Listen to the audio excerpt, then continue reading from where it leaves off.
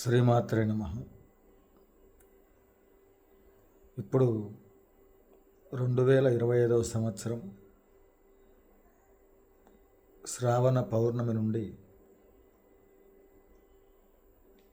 మాఘ పౌర్ణమి వరకు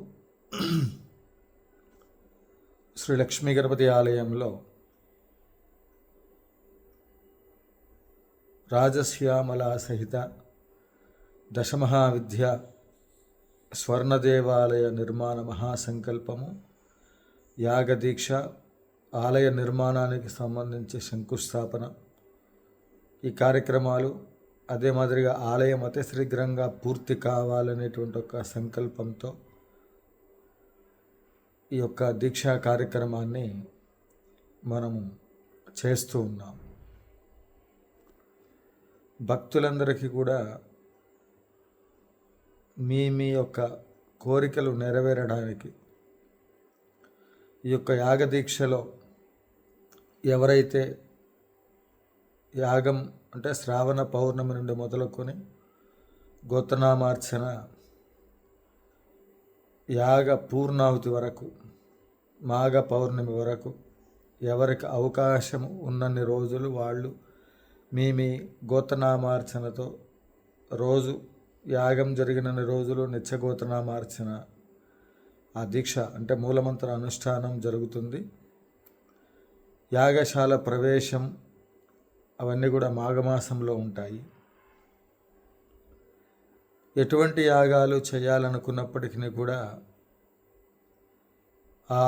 ఏ దేవతను ఉద్దేశించి మనం యాగం చేస్తున్నామో ఆ దేవత యొక్క మూలమంత్ర అనుష్ఠానము అక్షర లక్షలు, కనీసంలో కనీసం 1,00,000 చేసిన తర్వాతనే దానికి సంబంధించినటువంటి ఎంత జపం చేశామో దాంట్లో సంబంధమైనటువంటి ఒక దశాంశ హవనము, మరి దానికి తగ్గట్టుగా మరలా తర్పణము, తర్వాత దాంట్లో తద్దశాంశము మార్జనము, తద్దశాంశము అన్నదాన కార్యక్రమము, ఇవన్నీ కూడా క్రమంగా మంత్రశాస్త్రాన్ని అనుసరించి ఒక్కొక్కళ్ళకి ఒక్కొక్క రకమైనటువంటి ఒక సాంప్రదాయంలో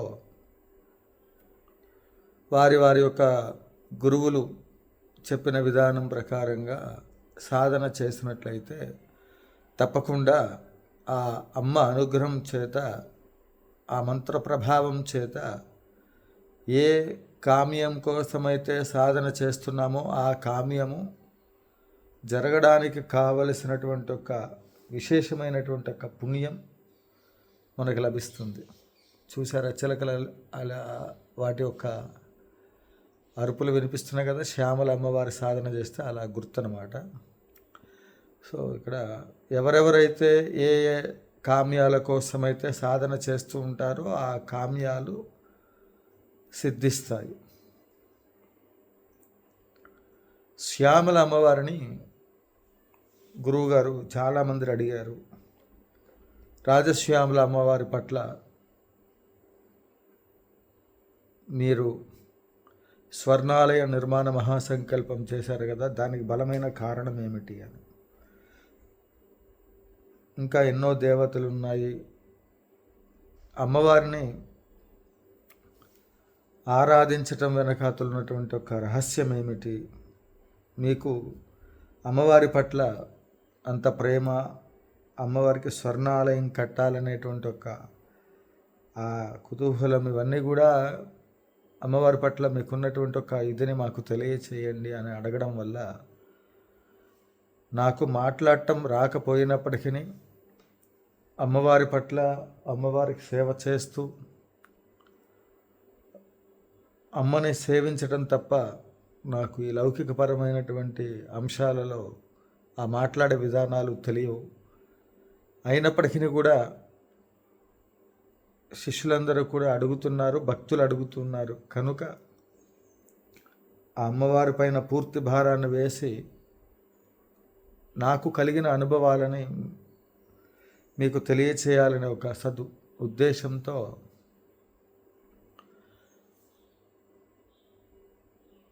తెలియచేసే ప్రయత్నం చేస్తున్నాను. నేను అమ్మవారి సాధన ఎలా చేశాను అంటే, మా గురువర్యులు ఒక మంచి శుభ సమయమున చాలా కష్టాల్లో ఉన్నాను. ఎన్నో రకాలైనటువంటి ఒడిదుడుకులు. అటువంటి సమయంలో మా గురువుగారి చెంతకు వెళ్ళి నా యొక్క సమస్యలని తెలియచేశాను. వారు మొదటిగా నాకు కొన్ని ఉపదేశాలు చేసి, ఈ విధంగా నువ్వు సాధన చేయమని చెప్పి దశమహావిద్యా సంబంధమైనటువంటి ఉపదేశాలన్నీ కూడా తెలియచేసిన తర్వాత, ఈ శ్రీ విద్యా సాంప్రదాయంలో పూర్వజన్మ సుకృత ఫలితము లేదా మా గురువుగారి యొక్క అమ్మగారి యొక్క ఆశీస్సులు, నా యొక్క ప్రయాణం గురువుగారి దగ్గరికి వెళ్ళాను, వచ్చాను. గురువుగారు నాకు ఆ సాధన చేయమన్నారు. అహోరాత్రులు సాధన చేయటం మొదలుపెట్టాను. ఆ సాధనలో ఇక నాకు గురువుగారు చెప్పిన మాటలు, ఆ సాధన తప్ప మరొకటి కనపడలేదు. అమ్మవారే అన్నట్లుగా ఇంకా ఏం చేసిన గురువాక్యం కర్తవ్యం. అలా చేయగా సాధన చేస్తుండగా తెలియకుండగా నాకు ఏమి కావాలో ఈ సమాజం నుండి ఏ విధమైనటువంటి సంకల్పాలు అమ్మవారి ముందు నేను తెలియపరిచాను. ఒక్కొక్కటిగా ఆ సమస్యలన్నీ కూడా పరిష్కార దిశలోకి రావడం జరిగింది. అప్పుడు మంత్రానికి ఇంత శక్తి ఉందా? ఆ మంత్రం చేసేటప్పుడు తెలియలేదు.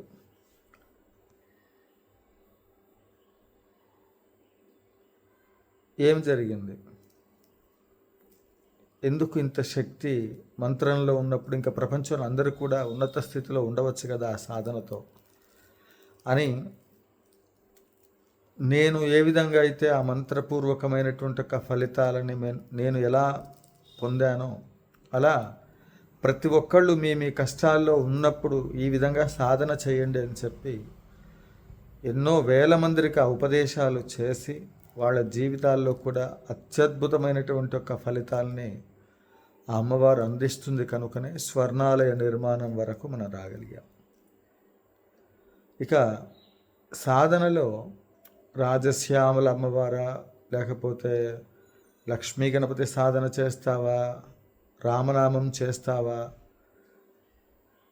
విష్ణుమూర్తికి సంబంధించిన చేస్తావా, ఇంకేం చేస్తావు అనేది అది వేరే విషయం. వ్యక్తిగతంగా మీ యొక్క ఆలోచన, మీ యొక్క నమ్మకం. 32,000 కోట్ల మంది దేవతలలో ఏ దేవతని సాధన చేయాలనుకుంటున్నారో ఆ దేవతను సాధించిన తర్వాతనే, సాధన పూర్తి చేసి ఆ మంత్రం సిద్ధి పొంది తద్వారా ఆ మంత్ర ప్రయోజనాలు మీరు అనుభవించిన తర్వాత ఆ మంత్రంతో పాటు దాన్ని విడవకుండా మరొక మంత్రాన్ని సాధన చేస్తూ, అలా మిగతా దేవతలకు కూడా, ఉపదేశం తీసుకున్న దేవతలకు కూడా అనుష్ఠానం అనేటువంటిది చేయాలి. మరైతే మనకున్నటువంటి పరిస్థితులలో, మనకు అనేదానికంటే నాకున్న పరిస్థితుల్లో 24 గంటల సమయంలో, ఎవరికైనా 24 గంటలే ఉంటుంది. 24 గంటల సమయంలో ప్రాతకాలంలో నిద్రలేచి ఆ అనుష్ఠానం పూర్తి చేసుకొని దేవాలయంలో అర్చన వృత్తిలో ఉన్నాను.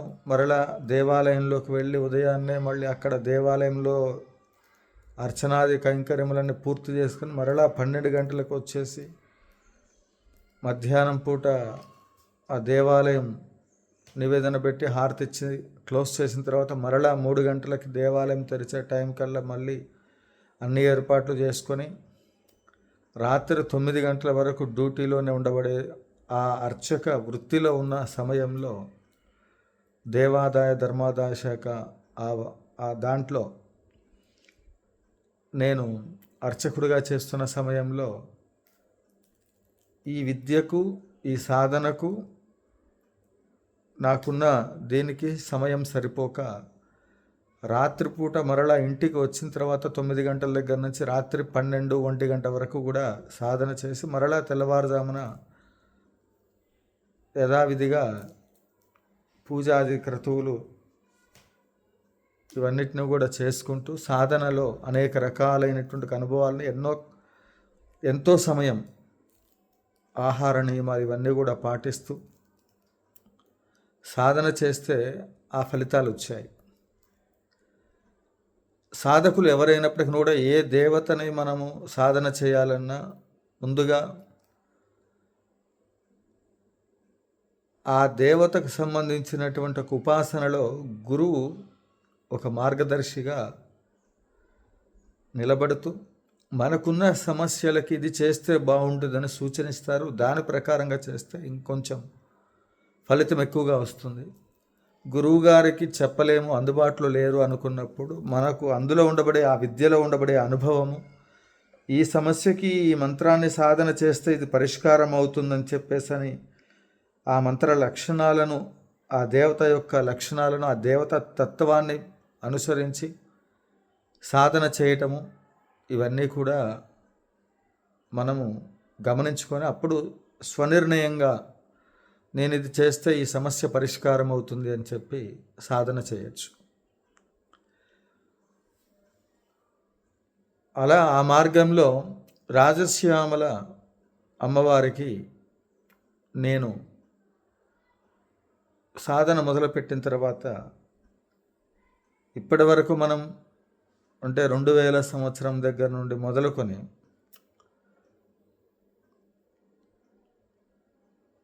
ఇప్పటి వరకు శ్యామల అమ్మవారికి మా గురువుగారు ఆశీస్సులు వచ్చిన తర్వాత యాగాల్లోకి అడుగుపెట్టిన తర్వాత 2006 దగ్గర నుంచి ఇప్పటి వరకు కూడా సహస్రాధికంగా పైన యాగాలు చేశాము.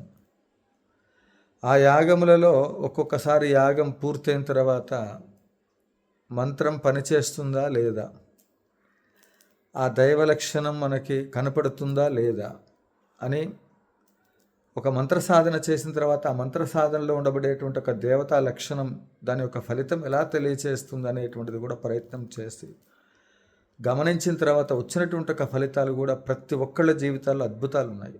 ఏ మంత్ర సాధన చేసినప్పటికీ కూడా ఆ మంత్రాల యొక్క ప్రభావం అనేటువంటిది సాధన చేస్తే తప్పకుండా వస్తుంది. ఇక రాజశ్యామల ఎందుకు అనే అంశం మనం తెలుసుకునే ప్రయత్నం చేద్దాం. ఇది అమ్మవారి యొక్క వైభవం గురించి ఏదో ఒక 10 నిమిషాలు చెబితే సరిపోయేది కాదు. నాకు చెప్పాలనిపించినప్పుడల్లా అమ్మ నా చేత చెప్పించేటువంటి ఆ అమ్మవారి యొక్క వైభవం గురించి, నాకు సాధనలో కలిగినటువంటి ఒక అనుభవాల గురించి ఒక్కొక్క వీడియోలో ఒక్కొక్క భాగాన్ని తెలియచేసే ప్రయత్నం చేస్తాను. ఇది మొదటి భాగము. ఆ అమ్మవారి యొక్క వైభవాన్ని రెండో భాగంలో నేను తెలియచేస్తాను.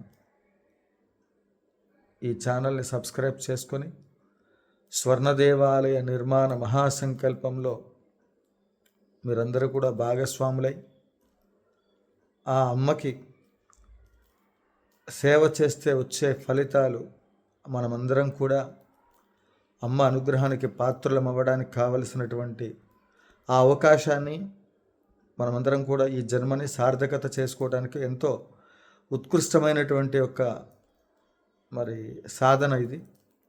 అందరూ చెయ్యాలన్నా చేయలేరు. రాజశ్యామల అమ్మవారికి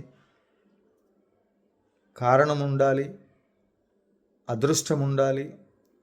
అమ్మవారి హోమంలో పాల్గొనాలన్నా, అమ్మవారికి పూజ చేయాలని ఆలోచన కలగాలి అన్నా, ఆ ఆలోచన వచ్చిందంటే మీ జీవితాల్లో మార్పు ప్రారంభమైనట్లే.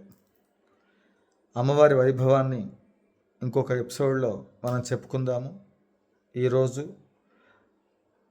నా చేత అమ్మవారు పలికించిన ఈ మాటలని ముందు మాటగా మీకు తెలియచేసే ప్రయత్నం చేస్తున్నాను. ఏదో అన్నీ వచ్చి అన్నీ తెలిసి నేనేం చెప్పట్లేదు. అమ్మవారిని నేను సాధన చేస్తే స్వర్ణాలయం దాకా నా ప్రయాణం కొనసాగుతుంది అంటే దానికి కారణాలు తెలియచేస్తూ మీ అందరికీ నా మనసులో మాటను తెలియచేసే చిరు ప్రయత్నము శిష్యుల యొక్క కోరిక మేరకు ఈ వీడియోని నేను అందిస్తున్నాను. జయ జయ శంకర, హర హర శంకర. శ్రీ లక్ష్మీ గణపతి ఆలయం, సత్తుపల్లి, శ్రీదేవి శ్రీ విద్యాపీఠం. నా పేరు తేరాల సుబ్రహ్మణ్య శాస్త్రి. శుభం.